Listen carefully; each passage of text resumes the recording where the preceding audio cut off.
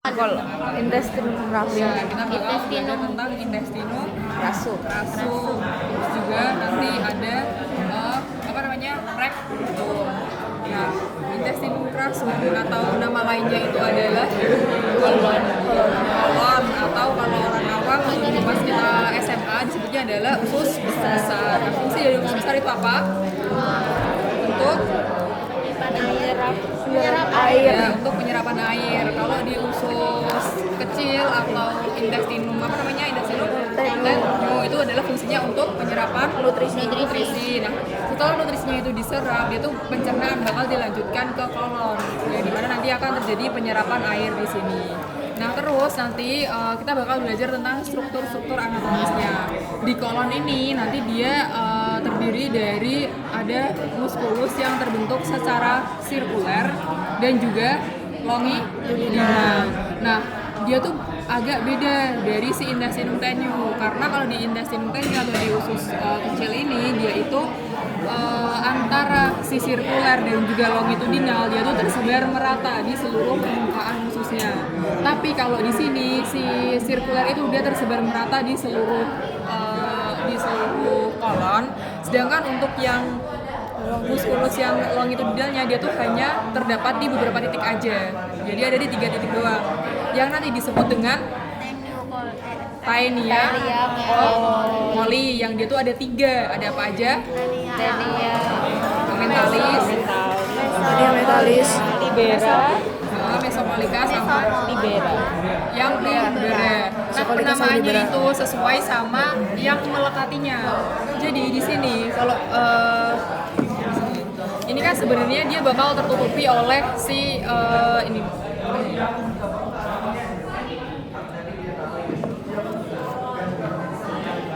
Pokoknya dia gini. Nah, gini. Ini kan dia bakal tertutupi oleh si omentum mayor atau omentum maju, sama aja bacanya mayor ya, omentum mayor. Yang dimana nanti dia tuh akan melekat nih di si taenia colinya yang disebut dengan mentalis. Terus di bawah sini nanti dia akan dilekati oleh mesokolon, nanti disebut dengan mesokolika. Sedangkan yang di bawah sini dia itu tidak dilekati oleh apa-apa. Jadi yang namanya adalah si libera. Nah, terus untuk tadi kan panjang dari si kolonnya ini dia itu tidak sama panjang sama si muskulus yang berbentuk longitudinal ini. Jadi si kolon ini tuh lebih panjang, sedangkan si muskulus yang berbentuk longitudinalis ini dia tuh lebih pendek. Yang nantinya dia akan menyebabkan apa? Si kolon ini dia akan kayak tertarik-tarik gitu. Nanti akan membentuk sebuah lekukan-lekukan yang disebut dengan haustra. Kalau cekungannya disebut dengan kinci sura. Nah, terus nanti kalau misalkan kita lihat ke dalam, dia itu ada sebuah kayak tonjolan-tonjolan yang disebut dengan plica semilunaris. Kenapa kok dia disebut dengan semilunaris? Karena dia bentuknya adalah lingkaran atau semilunar. Nah, terus di sini ada sebuah organ nih, atau misalkan di sini nih. Ini disebut dengan appendix. Appendix ini nanti dia ada beberapa posisi. Oke. Ada berapa? 5. Kayaknya 5 deh. 5. Ada apa aja? Yang pertama retrocolika. Terus Post ileum, Pre-ileum, sama satunya subcolika sama pelvic. Yang paling sering itu yang retrocolik. Nah, terus nanti si appendix ini dia tuh bakal berhubungan dengan si sekum lewat sebuah lubang yang disebut dengan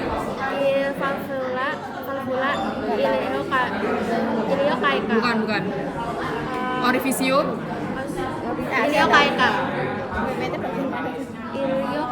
bukan, itu dengan usus halus. Kalau yang dengan appendix adalah orifisium appendix, sesuai namanya orifisium appendix. Kalau yang orifisium iliosekal itu adalah dari ilium ke sekum. Jadi sesuai namanya ya, jangan kebalik-balik. Kalau orifisium iliosekal berarti sesuai namanya, ilium dan sekum gitu. Kalau yang di sini adalah orifisium appendix. Terus di sini dia bakal membentuk yang tadi yang orifisium ileosekal, dia tuh bakal ada sebuah lipatan yang disebut dengan valvula ileosekal.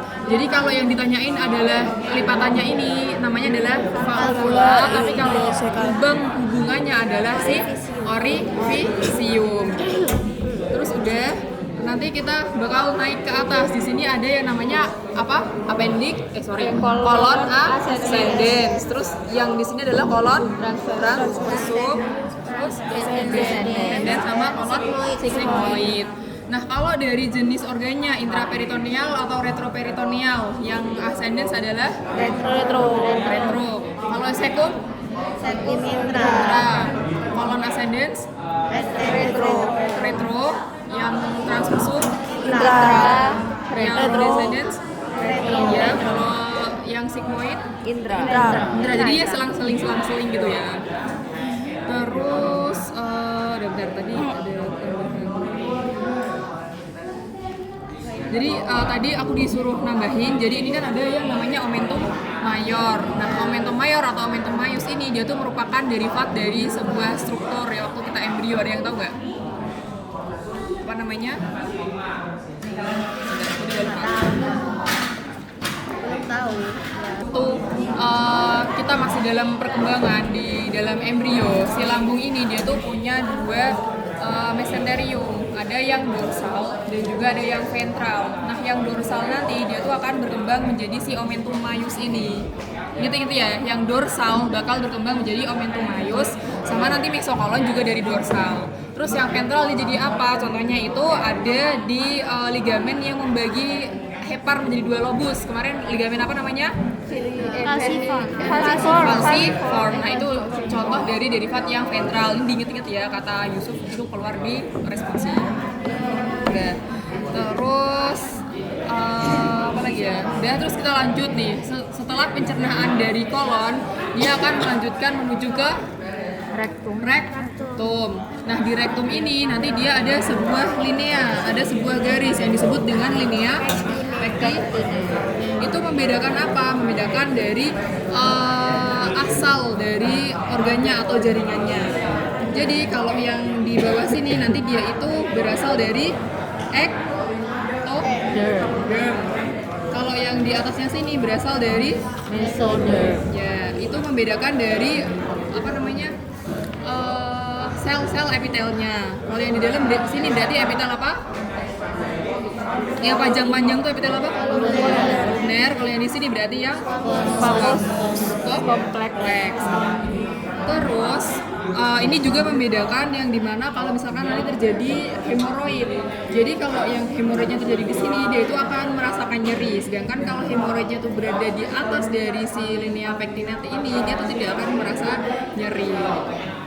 Terus terus di sini ada sebuah muskulus yang berfungsi untuk buka dan menutup dari anus. Namanya adalah ini ada eksterna sama interna. Yang eksterna ini kelihatan di sini. Kalau yang interna itu dia bakal menyatu sama si musculus longitudinalis dari yang kolon ini. Kelihatan nggak? Berat lagi.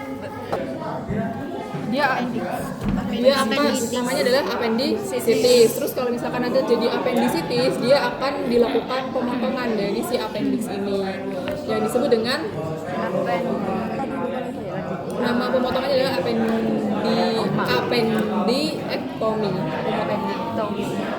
appendictomy. Ada gitu enggak?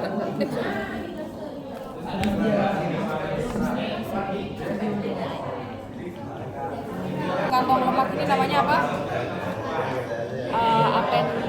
Epiploika.